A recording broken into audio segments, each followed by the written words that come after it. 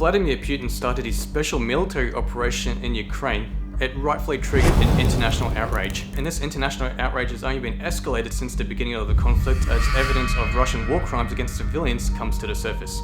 And in March 2022, 141 countries voted to condemn Putin's pet project, with only 5 countries voting to support it.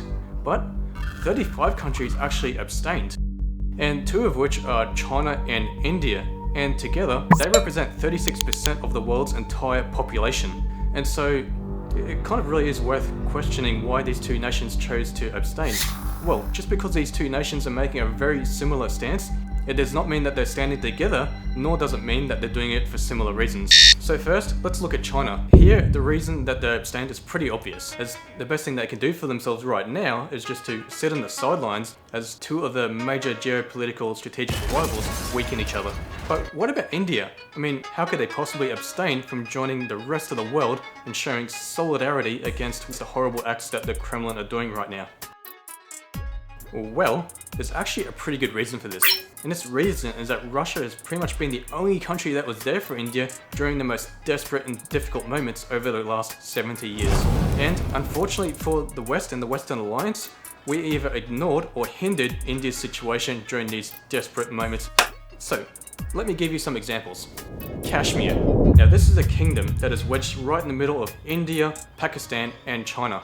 And in 1947, Kashmir's ruler, a man by the name of Maharaj Hari Singh, agreed for his kingdom to leave the British Empire and to fall under Indian territorial control, where this king would still rule his kingdom, but India would take care of the big picture issues such as international relations and trade and so on and so forth. So Kashmir and India signed this agreement and everyone was happy. Well, not quite everyone. Pakistan was not happy at all. And with them not being happy, they decided to invade. And they were supported by China. And in the years between then and now, there have been 3 wars and approximately 20,000 casualties over this piece of Kashmir land. Both Pakistan and China are still occupying parts of Kashmir, which is all rightfully India's land. And this led to the first time that the Western Alliance basically failed in the nation of India.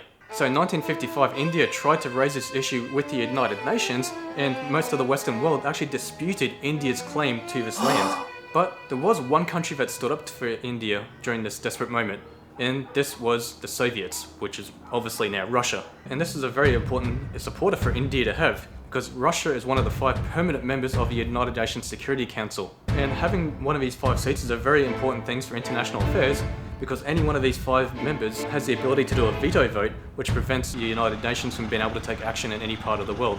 And so it was very handy for India to have Russia on the side using the veto power to protect them.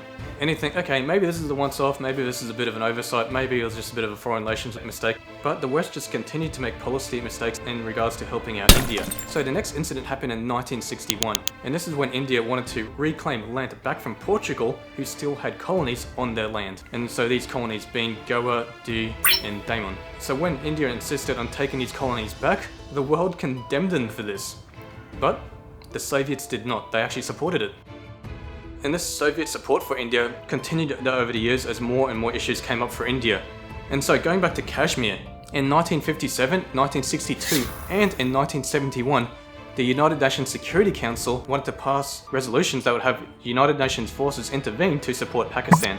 And in 2020, China wanted to push for this again. But in all of these instances, Russia used the veto power to protect India's claim to Kashmir. And furthermore to these issues of Kashmir, the West and China pretty much refused to sell any weaponry to India, which forced them to rely very heavily on Soviet-made equipment. And this resulted in India being very dependent on the Soviets for the Defense Force arsenal, which is still the case to this very day. And so with this loan support that Russia has been providing for India, the 2 nations later formalized an alliance by signing a treaty of peace, friendship and cooperation in 1971.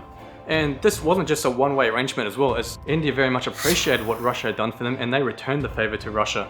So in both the 1956 Hungarian and 1968 Czechoslovakian Soviet controversies, that both the respective Indian prime ministers abstained from criticizing the Soviets publicly, even though privately they were very much disgusted by the actions that they had taken. Furthermore to this, in 1979, India was literally the only non-Soviet country in the world who did not vote to condemn Russia for its invasion of Afghanistan. In the year 2000, India voted against the United Nations Human Rights Commission's resolution condemning Russia's disproportionate use of force in the Second Chechen War.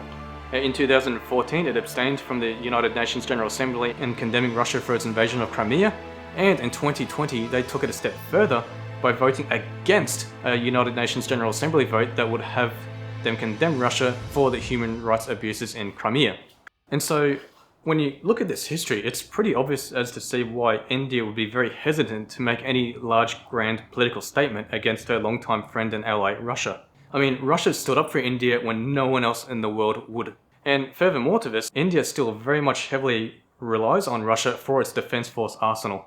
And so, that now brings us to today. What does India want, and whose team are they likely to join in regards to future potential geopolitical conflicts? Well, in regards to what they want strategic autonomy. But being strategically autonomous does not mean that they cannot make any alliances at all, however. In fact, India currently has alliances with Russia, the United States, Australia, and Japan. But when you look at these alliances and you try to read between the lines, it seems that these alliances are more about containing China than what they are about siding with the United States or Russia. It's kind of like the enemy of my enemy is my friend alliance. In fact, siding against China is the only confident thing that we can really say about India's international allegiances. And India have made it clear that this will continue to be the case until China is to return the stolen bits of Kashmir from them. And as we all know about China, that's never going to happen. But with all of that being said, one thing is certain out of all of this, and that is that the Russia-Ukraine conflict has really highlighted the importance of what India's role will be in the future of geopolitical conflicts. Anyway, thanks for watching, and for those of you who are watching this from India, what are your thoughts about this? Did I describe this alliance pretty correctly, or did I get some things right or wrong? Anyway, please tell me in the comments.